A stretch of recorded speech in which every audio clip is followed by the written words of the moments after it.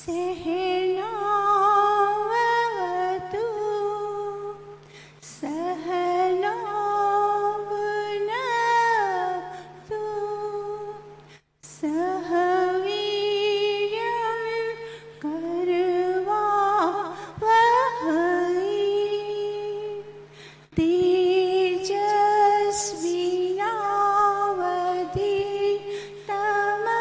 तेजस्विनावधीतमस्तु मा विद्विषावहै।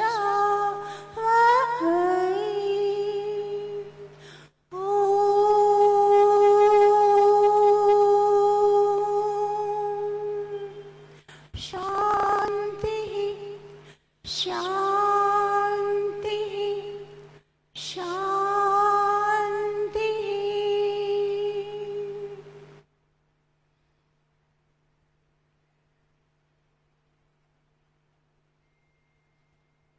सर्वेभ्यो नमः।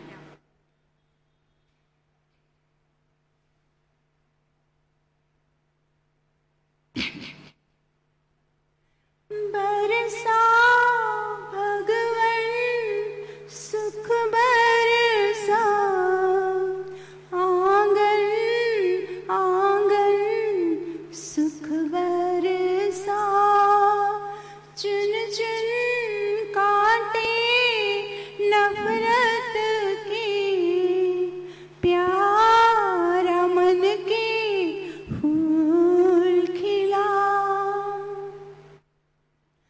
तन को है कोई दुखी मन को है कोई दुखी हे प्रभु दया करो सारा जहान हो सुखी सबके दुखों की तुम हो दवा आंगन आंगन सुख बरसा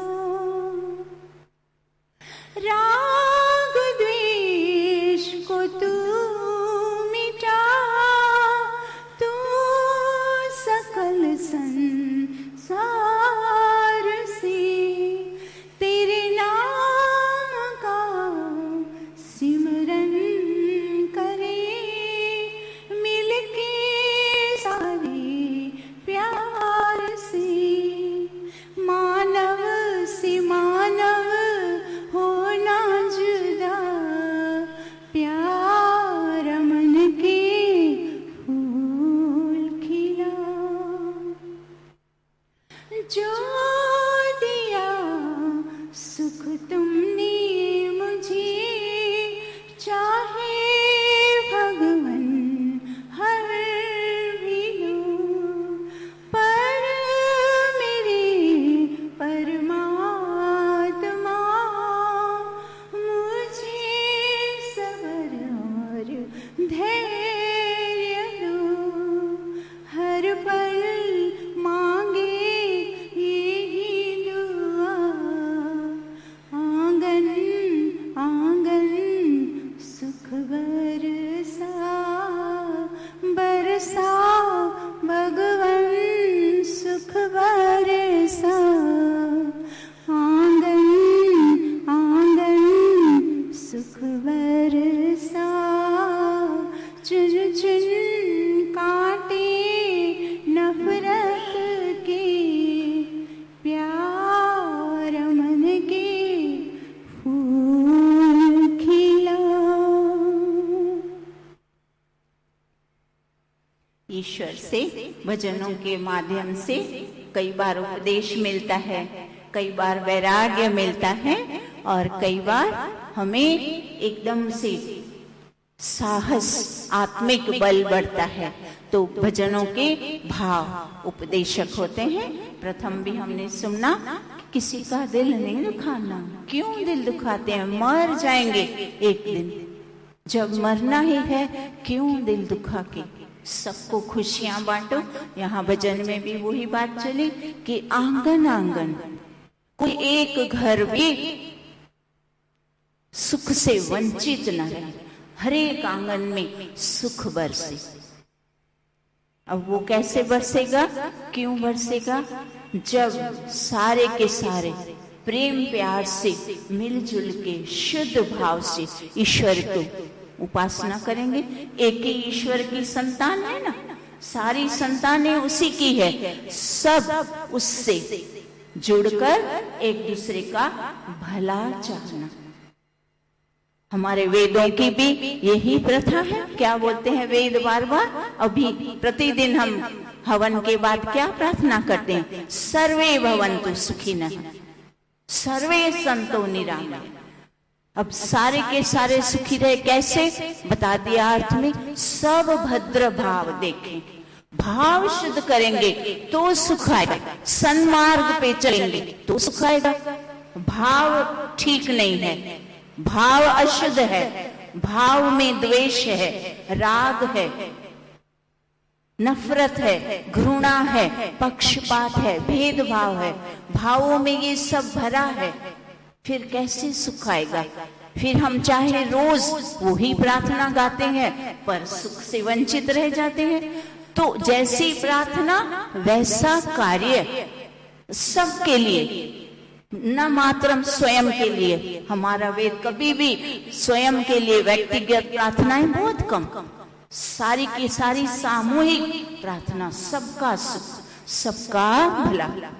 और दूसरे की जगह आस में, पड़ोस में, देश में, पूरे विश्व में दुख है तो भी हमें दुखों से ग्रस्त। अभी देख रहे हैं ना, जब किसी लोगों ने जानबूझ के वायरस फैलाया, क्या हुआ? सारे विश्व भर में वो वायरस फैल गया, सारा विश्व भुगत रहा है। जिसको कोई न लेना न देना, वो भी उसकी चपेटे में, चाहे ज्ञानवान, चाहे स्वच्छ है, चाहे कितना भी वो है, सबको भयभीत, सब उसी चक्कर में फंस के, सब हर जगह सुख फैलाना, शुद्ध। वायरस क्या फैलाया? निगेटिविटी, नकारात्मक, अशुद्धि फैलाई, तो अशुद्धि से सारा विश्व ग्रसित हो गया। अब वेद क्या सिखा रहा है?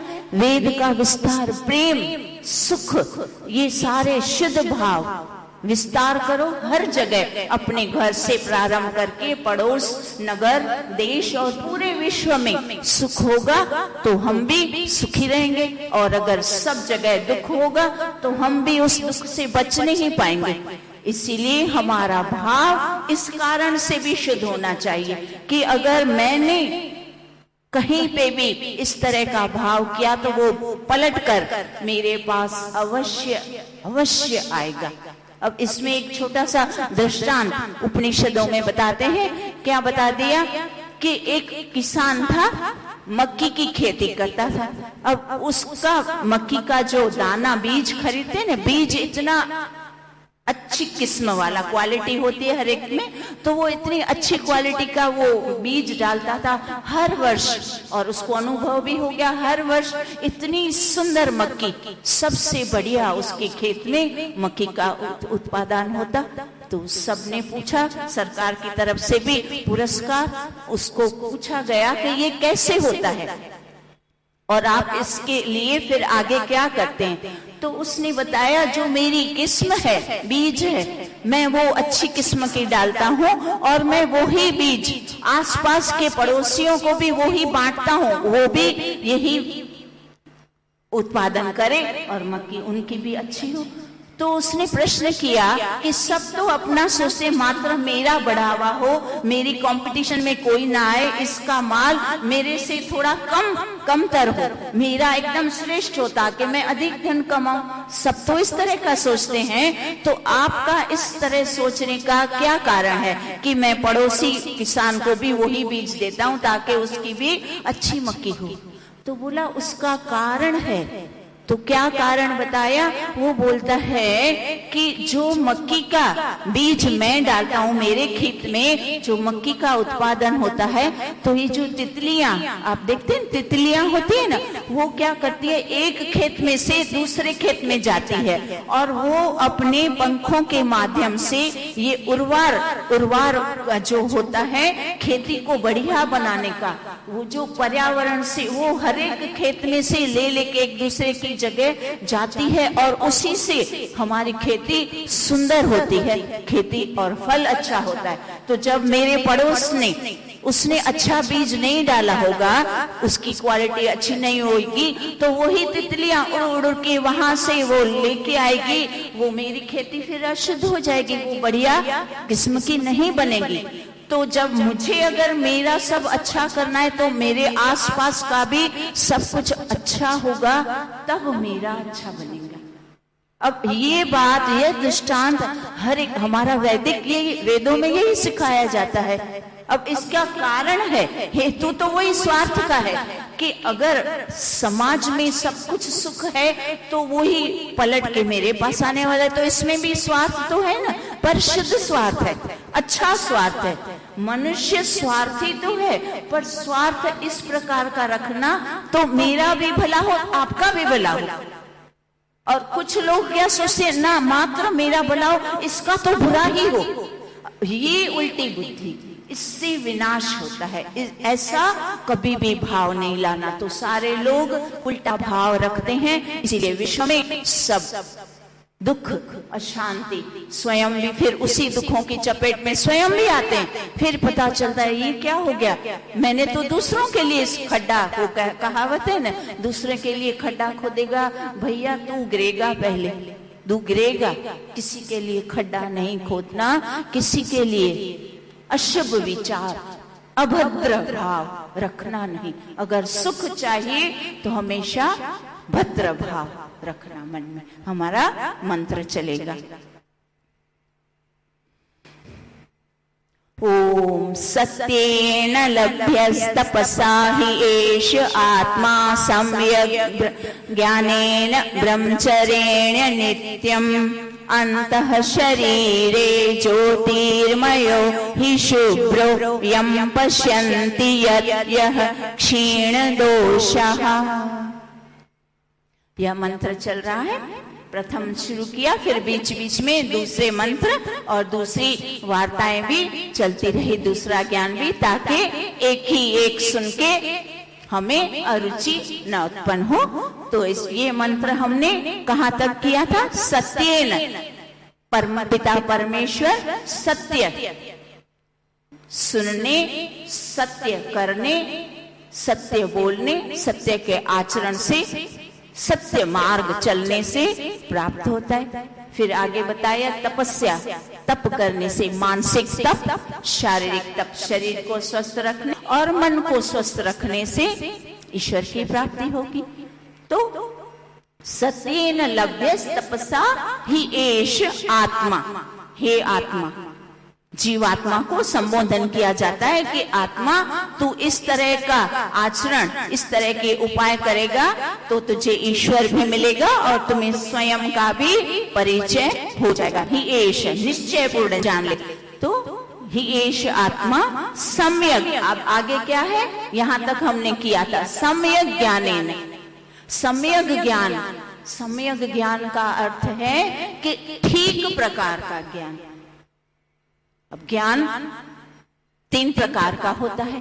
एक तो होता है मिथ्या ज्ञान, उल्टा ज्ञान, जो वस्तु जैसी है उसको वैसा न मानना, वैसा न समझना, उससे विपरीत उल्टा समझना, उसको कहते हैं मिथ्या ज्ञान, जिसको अविद्या भी कहते हैं, विपर्य, विपरीत ज्ञान, जो हर बात में, हर एक सही बात को भी उल्टी तरह, उल्टा समझ लेना, उसको कहते हैं मिथ्या ज्ञान। तो दूसरा होता है शाब्दिक ज्ञान।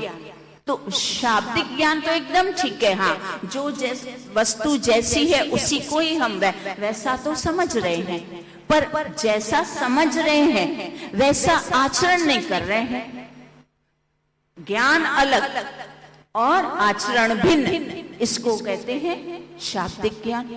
तो बुद्धि में शाब्दिक ज्ञान तो ठीक ठीक वो तो आ गया, पर उसका आचरण अभी तक ठीक नहीं कर रहे हैं, जैसा सुन रहे हैं वैसा हम कर नहीं रहे हैं, तो उसको कह दिया गया शाब्दिक ज्ञान। तीसरा होता है वास्तविक ज्ञान। तो जैसा सुन रहे हैं, जैसा जान रहे हैं, समझ रहे हैं, फिर वैसा कर भी वैसा ही रहे, जैसा ज्ञान वैसा आचरण, इसको कहते हैं वास्तविक ज्ञान।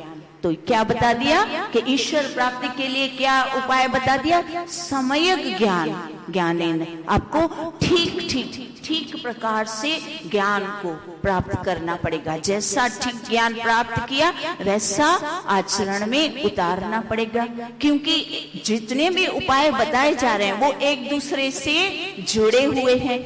अब जब तक ठीक ज्ञान नहीं है, समय ज्ञान नहीं है, तब नहीं होगा, तपस्या हो ही नहीं पाएगी। तो वो कैसे? तो आगे ऋषि उपनिषद में स्पष्ट करते हैं, क्या बताते हैं कि जैसे ठीक ज्ञान नहीं होगा तो तपस्या नहीं होगी। वो कैसे? तो इस तरह से बताते हैं कि जैसे क्षुधा और तृषा ये प्राणों का धर्म है, तो मैं प्राण नहीं। जब ये बात समझ में आ जाएगी कि क्षुधा और तृषा अर्थात भूख और प्यास ये प्राणों का धर्म है, मेरा धर्म नहीं है, मेरा धर्म अलग और ये प्राणों का धर्म है, तब तो तपस्या। अब तपस्या क्या कहते हैं? शीतोष्णा, भूख प्यास, उस सबको इंद्रियों पर नियंत्रण रखना पड़ेगा। जब तक नियंत्रण नहीं तो तपस्या होगी नहीं, और तपस्या नहीं होगी तो ईश्वर की प्राप्ति नहीं होगी, क्योंकि हम जरा सा भी सहन शक्ति, अब तप का तात्पर्य क्या होता है? सहन शक्ति। अब सहन शक्ति कब आती है? जब उस चीज का, वस्तु का हमें ठीक ज्ञान हो, तब तो सहन शक्ति आएगी। नहीं तो जरा सी बात भी कहाँ सहन शक्ति कहाँ होती है? धैर्य और सहन शक्ति की तो हर एक छोटे में बड़े में आप देखो, इन दोनों की बेहद कमी, जरा सी भी सहन शक्ति नहीं। आप सुनते होंगे कि थोड़ा तो सहन करना सीखे, नहीं जरा सी, अभी गर्मी शुरू भी नहीं हुई तो एसी चालू कर देंगे, सहन शक्ति नहीं है। अरे तो जो ऋतुएं बदलती है, गर्मी का जो ऋतु है, गर्मी एकदम जब आपके प्राण जा रहे हो, सहन नहीं हो रहा, ऐसा लग रहा है मर जाऊंगा, दम घुट रहा है, तो ठीक है पंखा चला दो, हवा आ रही है, काम चल रहा है, ठीक है ना? नहीं, सीधा एसी ऑन करना, गाड़ियों में भी एसी, पूरे घर में एसी, जहां जाओ वहां एसी। तो ये क्या है? सहन शक्ति है ही नहीं। सहन शक्ति को बढ़ाना, शारीरिक और मानसिक दोनों, यही तो तप है। तप करना, वास्तविक तप। अभी सर्दी, जरा सी भी सर्दी हुई नहीं तो भी कूलर, कारों में तो देखो कई बार हम बैठे कार में, अरे इतनी, मैं सोचा ये क्या हो रहा है, क्यों वो बहन जी ये चलाया है कूलर, क्यों चलाया है? अभी ठंडी का मौसम, कहाँ भी तो इतना अच्छा सुहावना मौसम, उसको लोगों ने ठंडी लग रही है, गर्मी, वो चला दो। अरे क्या है? तो ये जो जितने भी प्राकृतिक साधन है वो कितना अशक्त कर दिया है हमको। ऋतुओं का आप अच्छी तरह से उसका जो गर्मी ऋतु का आप लाभ लीजिए ना। गर्म भी शरीर के लिए बहुत आवश्यक होता है। गर्मी सहन करने से हमारी सहन शक्ति, हमारी हड्डियां मजबूत होती है। आप देखना बारिश की ऋतुओं में हड्डियों में दर्द होने लगता है, और गर्मी के मौसम में आप देखना हड्डियों में दर्द नहीं होगा। पर जब आप सारा दिन पंखों के नीचे, अननेसेसरी, जरा सी भी आवश्यकता नहीं, पंखे चालू, एसी चालू, तो फिर क्या होगा? हड्डियां कमजोर हो जाएगी। तो थोड़ी सहन शक्ति, शरीर स्वस्थ, सहन शक्ति होगी तो तप होगा, तपस्या कर पाएंगे, तब तो फिर ईश्वर की प्राप्ति होगी। तपस्या कैसे होगी? सहन शक्ति है नहीं। और सहन शक्ति क्यों नहीं है? क्योंकि सही समझ नहीं, ठीक ज्ञान नहीं। हम समझते हैं पैसा कमा लिया तो फिर उसका उपयोग करें ना, क्यों नहीं पंखा चलाएं, क्यों नहीं एसी चलाएं? हमारे पास खूब धन है, हम उसका अच्छे से बिल भर सकते हैं, तो क्यों नहीं उपयोग करें? अब ये ज्ञान क्या है? ज्ञान ठीक नहीं है। पैसा आ गया तो इसका अर्थ ये नहीं है कि आप उसका दुरुपयोग करके स्वयं को हानि पहुंचाओ, आपके शरीर को अशक्त बना रहे हो, वीक बना रहे हो। आदत, उसको आदत, बुरी आदतों से फिर जब आदत लग जाती है, आप देखना जो एसी में बैठते हैं वो एक सेकंड भी बाहर निकलते हैं तो वो उनके प्राण चले जाते हैं, जैसे आदत हो गई, फिर वो जरा गर्मी सहन नहीं कर पाते। और एसी में क्या होता है? वही अशुद्ध वायु घूमती रहती है, शुद्ध फ्रेश वायु, ऑक्सीजन तो आती नहीं, वही अशुद्ध वायु घूमती क्या आपके शरीर स्वास्थ्य को क्या लाभ देगी? कि स्वास्थ्य को बिगाड़ेगी। तो ये सारी बातें तप के अंतर्गत आती है। तप करना, तो तप कैसे होगा? जब ठीक ठीक ज्ञान हमारा ठीक होगा, तब हम तपस्या कर पाएंगे। तो पहला दृष्टांत क्या बताया कि क्षुधा और तृषा, ये दोनों प्राणों का धर्म है, हमारा धर्म नहीं। मैं प्राण नहीं, तब तो मैं भूख और प्यास को अच्छी तरह से, कभी ऐसी आवश्यकता है तब तो मैं उसको सहन कर पाऊंगा, वरना सहन नहीं कर पाऊंगा। दूसरा क्या बताया कि वृद्धावस्था और मृत्यु ये शरीर का धर्म है, मेरा धर्म नहीं। तो जब ये शरीर का धर्म है, वृद्धावस्था आएगी और मृत्यु आएगी, तो ये शरीर का धर्म है, मेरा नहीं। मैं वृद्ध नहीं होने वाला, मैं कभी वृद्ध नहीं होऊंगा और मुझे मृत्यु भी नहीं आएगी। ये वास्तविक ज्ञान है, सही ज्ञान है। अब ये शाब्दिक ज्ञान तो हमको है, पर क्या हमें ये हमारी बुद्धि में ये बात बैठी है, मन में बैठी है? नहीं। हम तो डरते हैं, वृद्धावस्था आ गई, मृत्यु आ जाएगी, मृत्यु से भय खाते हैं, डरते हैं, दुखी होते हैं, रोते हैं, किसी की मृत्यु होती है तो रोते हैं। तो इस तरह से जो शाब्दिक ज्ञान है उसको तत्व ज्ञान में परिवर्तित करना, यही तो है सा विद्या या विमुक्तये। विद्या वो है जो हमें मुक्ति दिलाए। तो मुक्ति किससे दिलाए? मुक्ति दुखों से दिलाए। दुखों से मुक्ति कब आएगी? जब विकारों से, दोषों से छुटकारा होगा, उसको निकालते जाएंगे और गुणों को धारण करते जाएंगे, तब तो सुख आएगा, दुख जाएगा। तो ये सारा क्रमिक है, एक वस्तु दूसरे से जुड़ी हुई है, एक दूसरे के अंतर्गत है। फिर आगे क्या बताया कि इस तरह से हर्ष और शोक, ये क्या है? मन का धर्म है। तो मैं मन नहीं। हर्ष और शोक किसमें होता है? कुछ अच्छी हमारी किसी ने प्रशंसा कर डाली तो मन में हर्ष, खुश, सुखी हो जाते हैं। और अगर हमारी किसी ने कोई बात बता दी, ये आपकी गलती है, तो हम दुखी हो जाते हैं। या किसी ने जानबूझ के हमारा अपमान किया तो भी हम दुखी हो जाते हैं। तो ये हर्ष और शोक, जब ये बात ठीक ठीक समझ में आ गई कि ये मेरा धर्म नहीं, ये मन का धर्म है।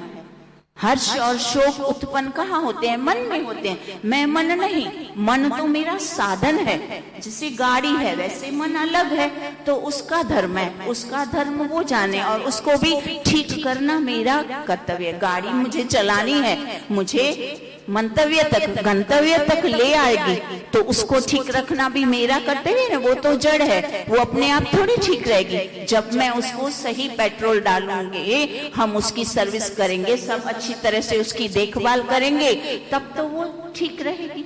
तो उसी तरह से ये जितने भी ऋषि ने हमें दृष्टांत देके समझाया कि सम्यक ज्ञान को ठीक प्रकार से, शाब्दिक ज्ञान, पहले तो मिथ्या ज्ञान को दूर करो, उल्टा ज्ञान कभी भी प्राप्त नहीं करना, और दूसरा सही ज्ञान प्राप्त कर रहे हो वो अच्छी बात है, शाब्दिक ज्ञान एकदम ठीक हो गया।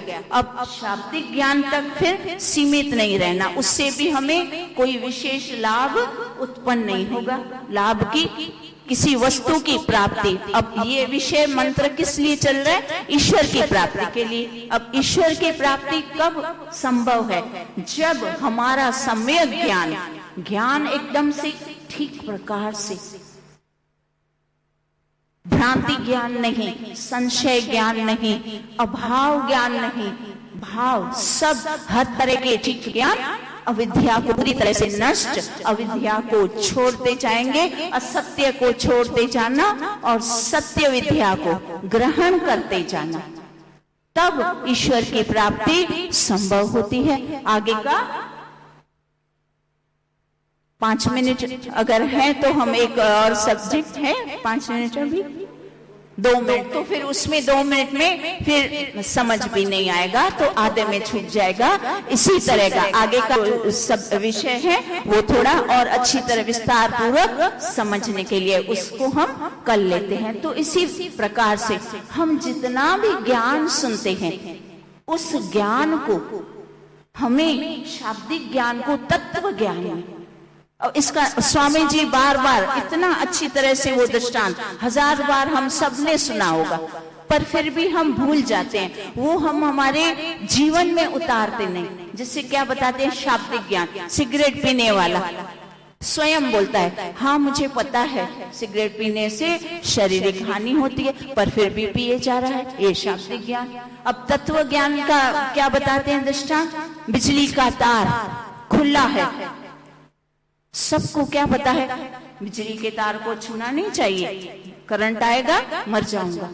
अब आप देखो कोई भी, क्या कोई अज्ञानी ज्ञानी छोटा बड़ा कोई तार को नहीं छुएगा, क्यों, पता है ना मर जाऊंगा, बिजली का तार नहीं। ये है तत्व ज्ञान, इसको कहते हैं वास्तविक ज्ञान। तो हम जितना भी ज्ञान यहाँ वेदों के माध्यम से, उपनिषदों में, दर्शनों में, भजनों में जो जो सुनते हैं, उस सब सुने हुए शाब्दिक ज्ञान को तत्व ज्ञान में परिवर्तित कर दे।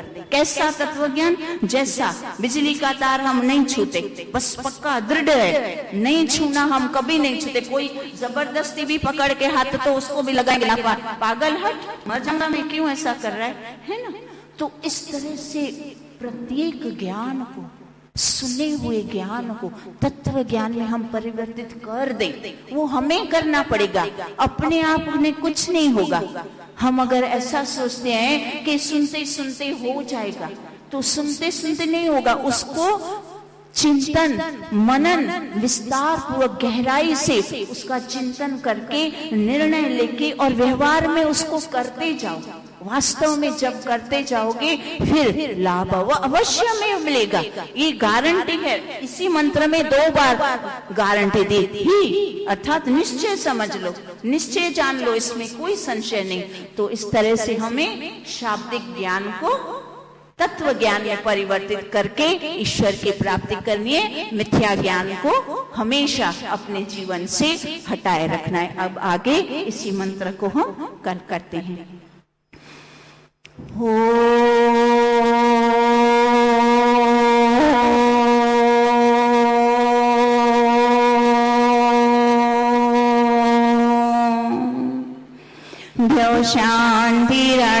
शांतिरंतरिक्षं शांति पृथ्वी शांति रापः शांति रौषधयः शांति वनस्पतयः शांति विश्वे देवा शांति ब्रह्म शांति सर्वं शांति शांतिरेव शांति सामा शांतिरेति।